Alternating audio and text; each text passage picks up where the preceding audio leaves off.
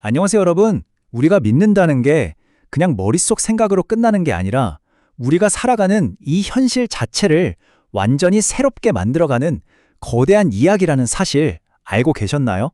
오늘 그 이야기 속으로 한번 같이 들어가 보려고 합니다. 우리가 교회에서 쓰는 말들 있잖아요.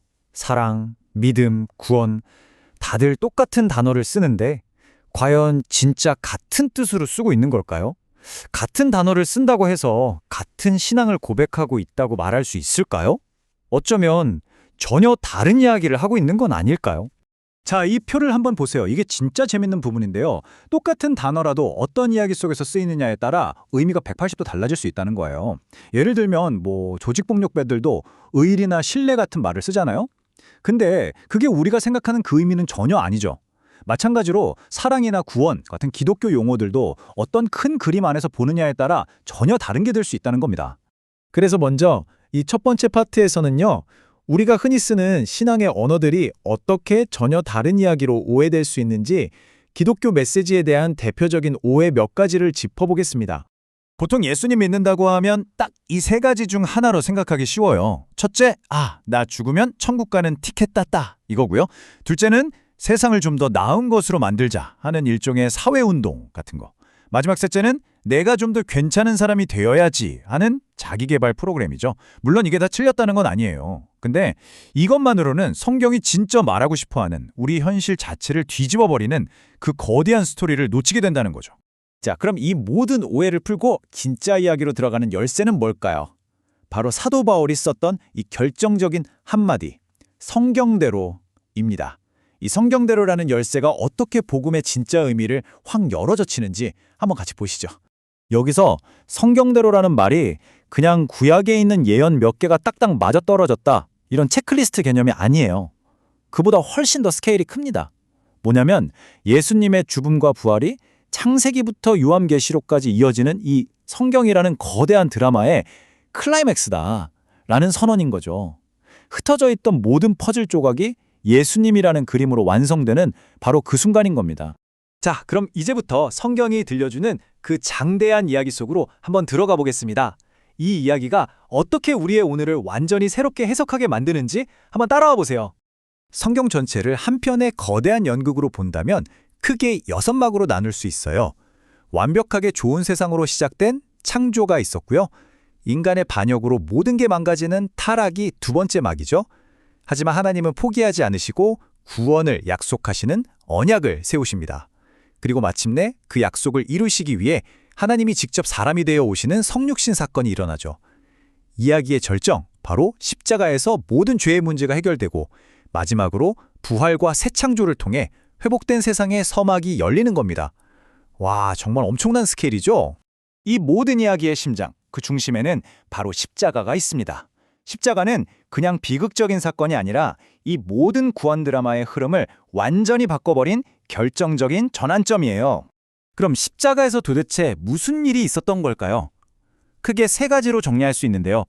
첫째, 죄에 대한 하나님의 공의가 완전히 만족된 화목이 이루어졌고요. 둘째, 우리가 갚아야 할 죄의 빚을 대신 다 갚아주셔서 우리를 자유롭게 한 속량이 이루어졌습니다. 그리고 마지막으로 어둠의 세력과 죽음의 권세에 대한 완전한 승리가 선포된 곳이 바로 십자가입니다. 아니, 근데 하나님은 왜 이런 엄청난 일을 하셨을까요? 그 동기가 뭘까요? 로마서 5장 8절이 이걸 정확히 알려주죠. 우리가 아직 죄인 되었을 때에 그리스도께서 우리를 위하여 죽으심으로 하나님께서 우리에 대한 자기의 사랑을 확증하셨느니라. 그러니까 우리가 뭘 잘해서가 아니라 그냥 우리를 사랑하셨기 때문이라는 거예요. 이 모든 이야기의 엔진은 바로 하나님의 그 놀라운 사랑이었던 거죠. 하지만 이 이야기는 십자가에서 끝나지 않죠. 부활, 이건 그냥 예수님 한 분이 살아나신 기적이 아니에요. 앞으로 회복될 온 세상, 그 새로운 세상의 첫 번째 샘플을 우리에게 보여주신 겁니다. 마치 기나긴 밤이 지나고 새로운 세상의 첫 햇살이 비추는 걸 본 것과 같다고 할까요? 자, 좋습니다. 지금까지 정말 거대한 이야기를 따라왔는데 그래서 이 이야기가 오늘 내 삶이랑 무슨 상관이 있냐? 이게 중요하잖아요. 이제 네 번째 파트에서는 바로 그 질문에 답을 찾아보겠습니다. 우리가 지금 이 이야기의 어느 지점에 서 있는지 말이죠. 예수님이 오셔서 제일 먼저 하신 말씀이 이거였어요. 때가 찼고 하나님의 나라가 가까이 왔다.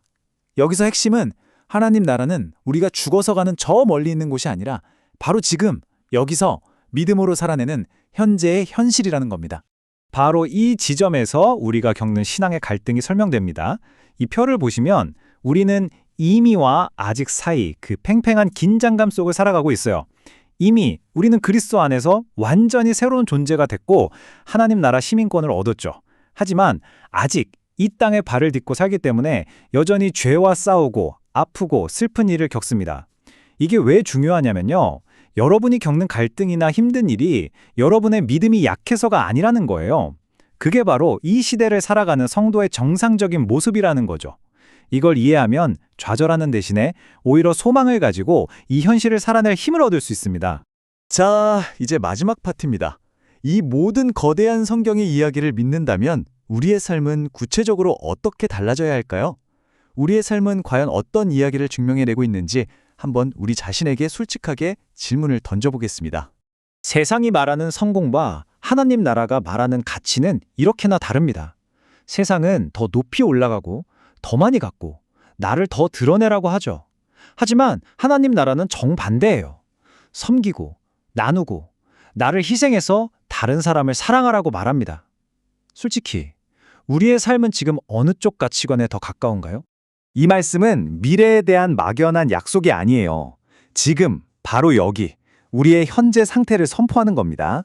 이전 것은 지나갔으니 보라 새 것이 되었도다. 이건 지금 우리의 정체성에 대한 선언입니다. 넌 이미 새로운 존재야. 그러니까 이제 그에 맞게 살아. 라는 강력한 요청인 거죠. 결국 핵심은 이겁니다. 우리의 진짜 신앙은 입으로 뭘 믿는다고 고백하느냐로 증명되는 게 아니에요. 우리의 삶 전체가, 우리의 시간과 돈을 쓰는 방식이, 우리가 사람들을 대하는 태도가 어떤 이야기를 진짜로 증명하고 있느냐, 바로 거기에 달려있다는 겁니다. 물론 알아요. 이렇게 사는 거 진짜 어렵습니다. 세상의 흐름을 거슬러야 하니까요. 넘어지고 실패할 때도 많겠죠. 하지만 이 말씀이 우리에게 큰 힘을 줍니다. 주 안에서 하는 우리의 모든 수고가 절대로 헛되지 않다. 이걸 믿고 흔들리지 말고 다시 일어서서 계속 나아가는 겁니다. 자, 이제 이 질문을 여러분 각자에게 남겨두고 싶습니다. 여러분의 삶은 지금 이 순간 어떤 이야기가 진짜라고 온몸으로 증명하고 있나요? 세상이 말하는 성공 신화인가요? 아니면 하나님이 보여주신 이 위대한 사랑과 구원의 이야기인가요?